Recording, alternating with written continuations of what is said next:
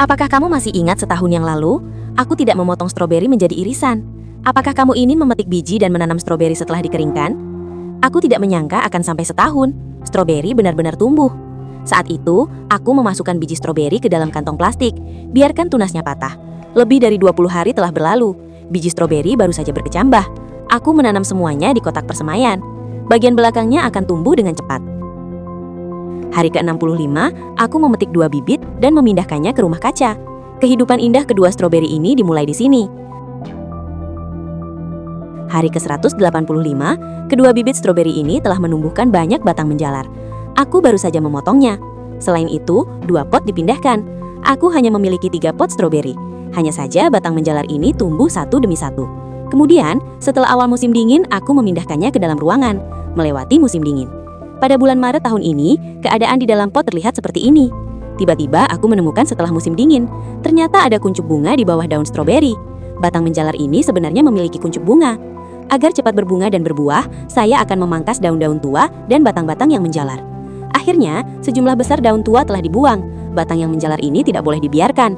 Jauh lebih segar di dalam gudang setelah memangkas semuanya dan memindahkannya. Segera siapkan pupuk majemuk, tambahkan nutrisi. Efeknya sangat bagus. Setelah 10 hari, 2 pot stroberi yang dipindahkan berbunga. Saya segera mengambil kuas dan melakukan penyerbukan buatan untuk mereka. Saya khawatir saya tidak bisa duduk diam.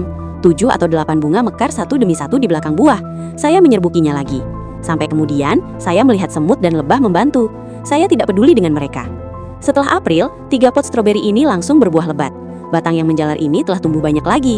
Untuk memasok nutrisi ke buah stroberi, saya memotong batang yang menjalar lagi. Setelah dipangkas, pot terlihat sangat subur. Stroberi hijau kecil akhirnya tumbuh di atasnya. Sepertinya memang banyak sekali. Saya khawatir tanah di dalam pot tidak akan memiliki cukup nutrisi untuk setahun. Saya hanya ingin mengganti tanahnya. Benar saja, akarnya sangat padat. Saya langsung menyekop setengah dari akar dan memasukkan tanah ke dalam pot. Tanah bernutrisi di dalam pot, campur dengan pupuk kandang. Kemudian, masukkan setengah bagian atas ke dalam baskom. Terakhir, isi celah dengan tanah. Siram air satu persatu. Tunggu saja sampai stroberi matang. Setelah 4 hari, saya menemukan bahwa 2 stroberi mulai berubah warna. Hari ke-388, 3 pot stroberi semakin subur. Stroberi di atas juga berubah menjadi merah muda satu persatu. Sejujurnya, saya semakin menantikan panen. Lihat ke bawah, 2 stroberi kecil telah berubah menjadi merah. Kemudian, 6 hari lagi berlalu. Langsung lebih dari selusin stroberi merah, besar dan kecil. Sangat menyenangkan. Untuk membuatnya lebih manis, saya menunggu 5 hari lagi. Sudah 401 hari sampai hari ini. 3 pot stroberi ini benar-benar tidak mengecewakan saya. Pot penuh dengan warna merah. Perhatikan baik-baik. Banyak stroberi yang matang. Sangat menarik. 2 stroberi ini benar-benar kejutan terbesar. Menunggu selama setahun, akhirnya kita bisa panen. Aku memetik 2 stroberi terbesar. Aku akan mencicipinya. Cuci bersih. Tak perlu dikatakan lagi tentang warnanya. Rasa manisnya masih cukup tinggi setelah digigit. Ini hanyalah biskuit buah. Itu sama sekali tidak mempengaruhi rasanya. Coba lagi yang ini. Tumbuh lama. Tingkat kematangannya sangat tinggi. Daging buahnya sangat manis. Rasanya lebih kuat daripada buah stroberi yang kubeli. Menurut praktiknya, biji stroberi juga bisa menghasilkan stroberi.